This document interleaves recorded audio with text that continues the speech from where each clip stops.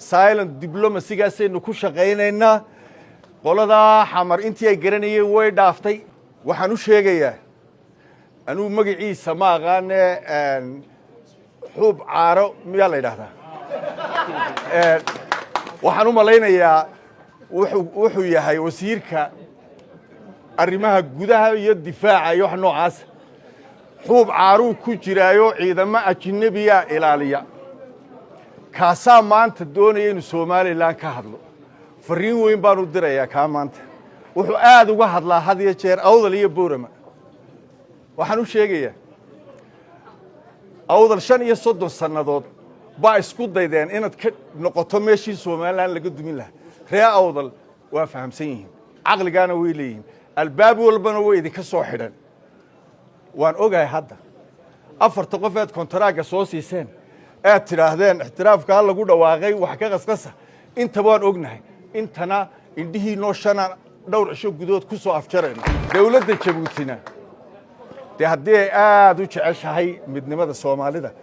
75kii waxay haysteen Jaanis ay ku biiraan Soomaaliya inay ku biiraan waxay go'aansadeen inaan khaladka aanu samaynay ayna samayn iyagu oo aanay ku biirin waxaad jeceshahay walaalkaaba oo lala jeclaadaa baa la yidhi waxaad adiguba ku diiday eed aniga imika ila rabto walaal garan maayo intaasaan oranayaa iyadana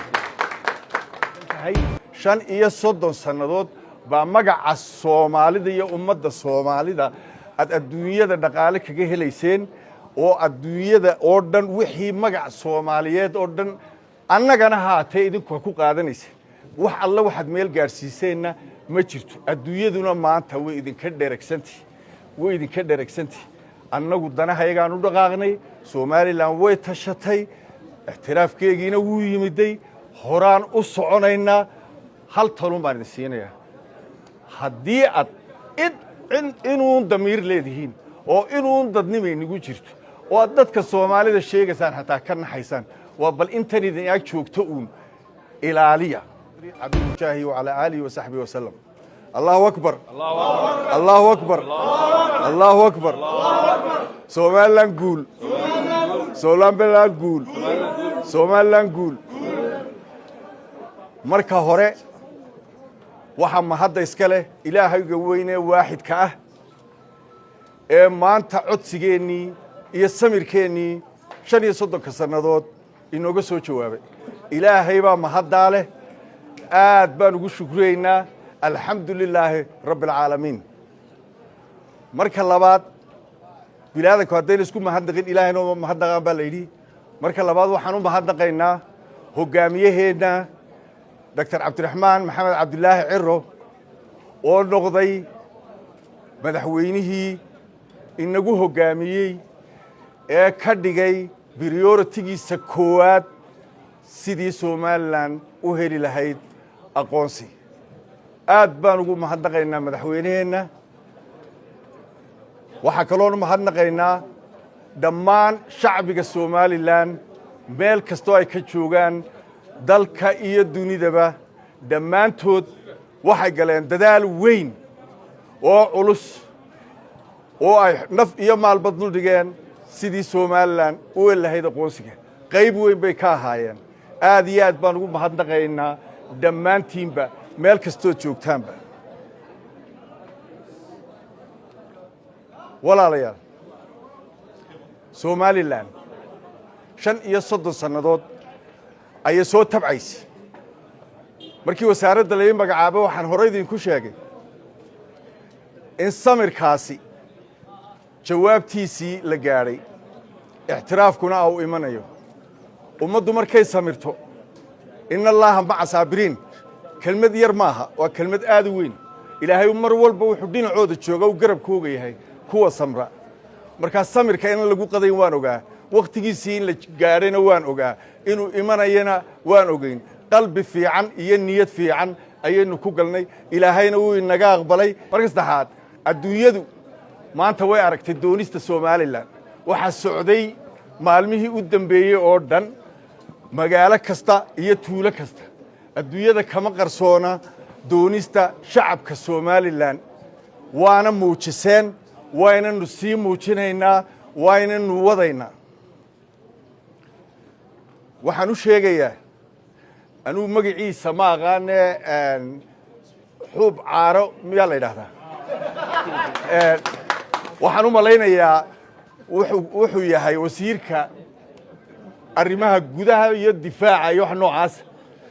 xuub caaruu ku jiraayo ciidamo ajnabiya ilaaliya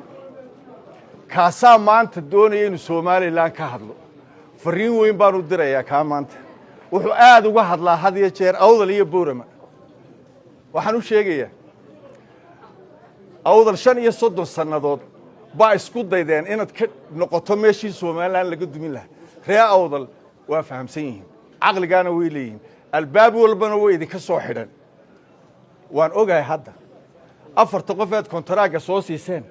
ee tiraahdeen ixtiraafka lagu dhawaaqay wax ka qasqasa inta waan ognahay intana indhihii noo shana dhowr cisho gudood ku soo afjarayna waxaan kuu sheegayaa xuub caaro waxaan kuu sheegayaa war ad ka naxda mooyaane war ad ku faraxdo oo ad sugaysaa ma jirto inta soo socota wuxuu aad uga hadlaa had iyo jeer awdal iyo boorama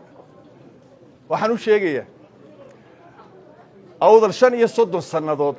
baa isku daydeen inaad ka noqoto meeshii Soomaaliland laga dumin lahaa reer awdal waa fahamsan yihiin aqligaana way leeyihiin albaab walbana way idinka soo xidhan jirta hadda ee u dhiiran Soomaaliland sidoo aqoonsan lahaayeen kuwa iyagu ka muujiya aqoonsiga Soomaaliland walaac ama soo bandhigayba inay diidan yihiin ka soo horjeedaan horta qoladan xamar iyaga wax la weydiinayaba malaha oo ku daalimayno waayo niman godacawo ku jira oo dawladdu halka ku ilaaliso oo dawladda shisheeye ciidamo shisheeye halkaas ku ilaaliyaan oo adduunyada wax ka dhacaya war u haynin oo aan xukumin iska daa meel kale xamar gudaheeda aan xukumin igalama hadli kara aniga territorial iyo xuduuda iyo dal iyo cida u sheegay male adduunyadu intaa way fahamsan tahay 35 sannadood baa magaca Soomaalida iyo ummadda Soomaalida adduunyada dhaqaale kaga helayseen oo adduunyada oo dhan wixii magac Soomaaliyeed oo dhan annagana haatay idinku ku qaadanaysa wax alla waxaad meel gaarsiiseenna ma jirto adduunyaduna maanta way idinka dheregsantii annagu danahayagaan u dhaqaaqnay Soomaaliland way tashatay ixtiraafkeegiina wuu yimiday horaan u soconaynaa hal talun baan idin siinayaa haddii aad inuun damiir leedihiin oo inuun dadnimaynigu jirto oo aad dadka Soomaalida sheegaysaan xataa ka naxaysaan waa bal intan idin ag joogto uun ilaaliya dawlad goboleedadii baa idinka sii kala socday intii idin la joogtay baa sii socotoon ognahay marka wax aad Soomaaliland kaga mashquushaanba anigu garan maayo waa aqli nin waalan malaha wixii aad magaca Soomaaliland adduunyada kaga heli jirteen baad sugaysaa taasi way dhamaato adduunyadu way niga joojisay waxa kale oo sheegaya dawladaha kale jaarka nahay dawladda jaarka nahay Djibouti waxba oran maayo Djibouti waa dad walaalanahay Soomaalidu 5 bay ahayd Soomaaliland waxay ahayd qolada qura ee isku dayday bal tiri waa balan isku dayno inaynu la midowno Soomaalida kale taasi waxay tusaysaa in dadka Soomaaliland ay yihiin dad qalbi fiican walaalnimadana jeclaa mar walba iyadoon cidna ku khasbin iyadoon heshiisyo caalami la wada gelin iyadoon la ratify garayn baa si volunteer ay ugu biirnay wixii naga qabsadayna waan ogeyn maantana iyaguba way is arkayaan halkaas dhigeenoo waxaan maanta ahayn waan duusanahay nala duma de inooma hayaan de la dumi mayna horey noo soconaynaa inagu dawladda Djibouti de haddii aad u jeceshahay midnimada Soomaalida 75kii waxay haysteen Jaanis ay ku biiraan Soomaaliya inay ku biiraan waxay go'aansadeen inaan khaladka aanu samaynay ayna samayn iyagu oo aanay ku biirin de waxaad jeceshahay walaalkaaba oo lala jeclaadaa baa la yidhi waxaad adiguba ku diiday eed aniga imika ila rabto walaal garan maayo intaasaan oranayaa iyadana aad iyo aad baan ugu mahadnaqayaa dhammaantiinba sharaf bay ii tahay inaan maanta hortiinna joogo cadceed kulul baad joogtaan soo dhowayntiinnana qiimo weyn bay agtayda ku leedahay siyaasaddeennu saasuunbay ku soconaysaa silent diblomacygaasaynu ku shaqaynaynaa qoladaa xamar intii ay garanayeen way dhaaftay garan maayaan maalinba waxa soo baxda newskaa ka dhegaystaan aad iyo aad baan idiin salaamayaa guul iyo gobonnimo somalilan ha noolaato somalilan ha noolaato somalilan ha noolaato asalaamu calaykum